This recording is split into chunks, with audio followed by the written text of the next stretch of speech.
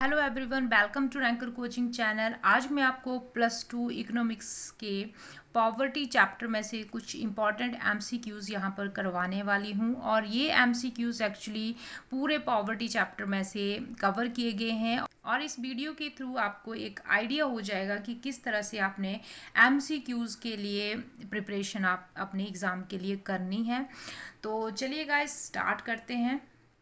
First question है, those who regularly move in and out of poverty are called.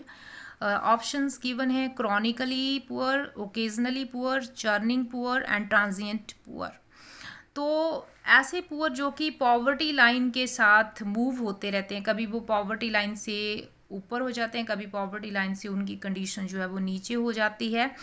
तो इस तरह के जो पुअर होते हैं उनको कहते हैं चर्निंग पुअर। तो सही ऑप्शन यहाँ पर होगा सी, चर्निंग पुअर। नेक्स्ट क्वेश्चन इस तरह से है, Which of the following is an action adopted under the provision of minimum basic amenities to the people? तो मिनिमम बेसिक अमेनिटीज़ प्रोवाइड करवाने के लिए पुअर को कौन सा एक्शन जो है वो अडॉप्ट किया गया है, और ऑप्शंस यहाँ पर इस तरह से हैं। प्राइम मिनिस्टर रोजगार योजना, प्रधानमंत्री ग्रामोदय योजना, national rural livelihood mission and स्वर्ण जयंती सहारी रोजगार योजना। तो यहाँ से सही ऑप्शन एक्चुअली होगा बी, प्रधानमंत्री ग्रामोदय योजना। तो प्रधानमंत्री ग्रामोदय योजना में जो पुअर हैं उनको मिनिमम बेसिक अमेनिटीज़ जो हैं वो प्रोवाइड करवाने के एक्शंस जो हैं वो लिए गए हैं। तो यहाँ पर जो सही ऑप्शन होगा वो बी होगा। तो चलिए अब नेक्स्ट क्वेश्चन देखते हैं। इन 2011-12 which state had the highest poverty rate in India? तो 2011-12 में कौन सी स्टेट ऐसी थी जहां पर हाईएस्ट पॉवर्टी रेट था? तो हाईएस्ट पॉवर्टी रेट की अगर हम बात करें तो वो था स्टेट उड़ीसा। तो यहाँ जो भी ऑप्शंस हैं इनमें से सही ऑप्शन होगा डी, उड़ीसा। चलिए अब नेक्स्ट क्वेश्चन देखते हैं। Which of the following programs provide assistance to elderly people are given under? तो यहाँ पर कुछ प्रोग्राम यहाँ पर दिए गए हैं ऑप्शंस में, तो आपको ये चूज़ करना है कि सही ऑप्शन कौन सी है जिसमें कि एल्डरली पीपल जो होते हैं उनको असिस्टेंस प्रोवाइड की गई है। तो यहाँ पर ऑप्शंस इस तरह से हैं, NSAP, PMGY, PMRY, BAMBAY। तो यहाँ पर जो सही ऑप्शन होगा वो होगा NSAP, national social assistance programme, जो कि लॉन्च किया गया था 15 अगस्त 1995 को। तो ये योजना जो थी, नेशनल सोशल असिस्टेंस जो प्रोग्राम था, इसमें जो एल्डरली पीपल थे उनको असिस्टेंस प्रोवाइड की गई थी। तो सही ऑप्शन होगा ए, NSAP। अब नेक्स्ट क्वेश्चन इस तरह से है, more than blanks of the world's poor live in India.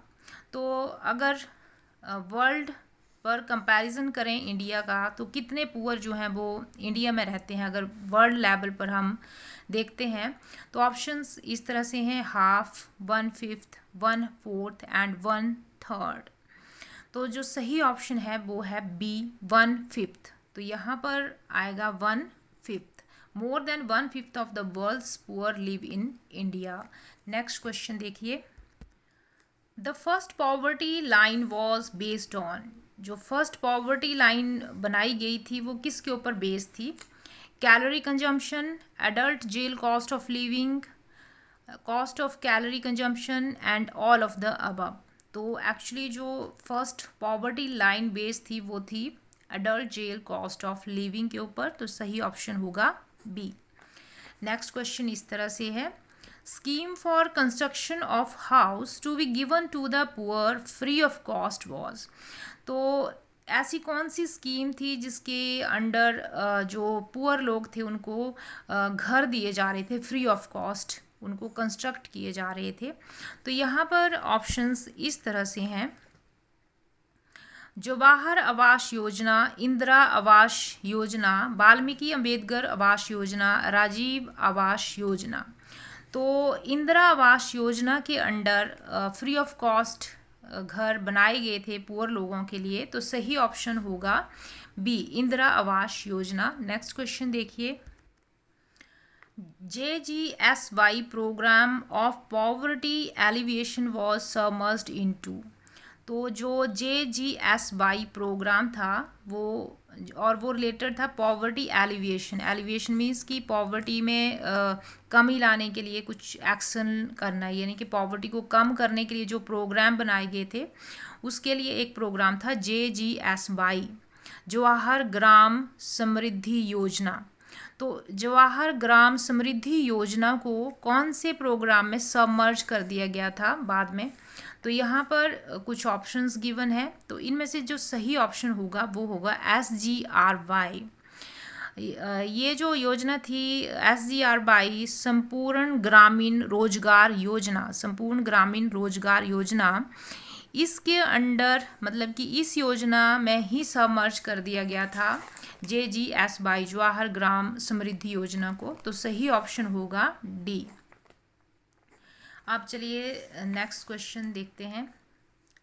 When poverty is taken in relative term and is related to the distribution of income, consumption, expenditure, it's called। जब हम poverty को relative terms में लेते हैं तो फिर उसके लिए यहाँ पर कुछ ऑप्शंस गिवन है।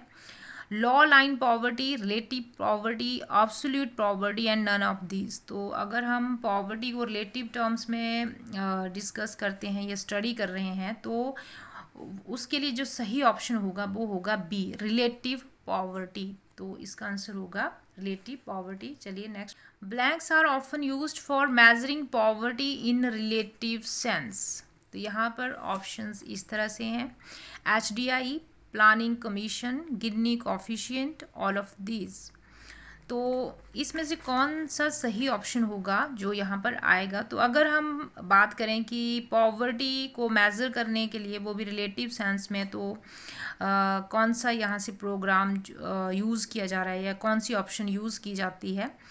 तो यहाँ पर जो सही ऑप्शन होगा वो होगा गिनी कोफिशिएंट। गिनी कोफिशिएंट एक्चुअली एक इंडेक्स होता है जो कि इनइक्वालिटीज़ को मेज़र करने के लिए यूज़ किया जाता है। तो यहाँ पर जो ब्लैंक्स है यहाँ पर आएगा Gini coefficient are often used for measuring the poverty in relative sense. तो सही ऑप्शन हुआ सी। तो आई बिलीव आपको सभी क्वेश्चन अच्छे से समझ आ गए होंगे और एक आइडियाज आपको लग गया होगा कि किस तरह से आपने पॉवर्टी चैप्टर से रिलेटेड MCQs की प्रिपरेशन करनी है एग्ज़ाम के लिए। तो इसी तरह की और भी यूज़फुल वीडियोस पाने के लिए रैंकर कोचिंग चैनल को सब्सक्राइब करें। Thanks for watching.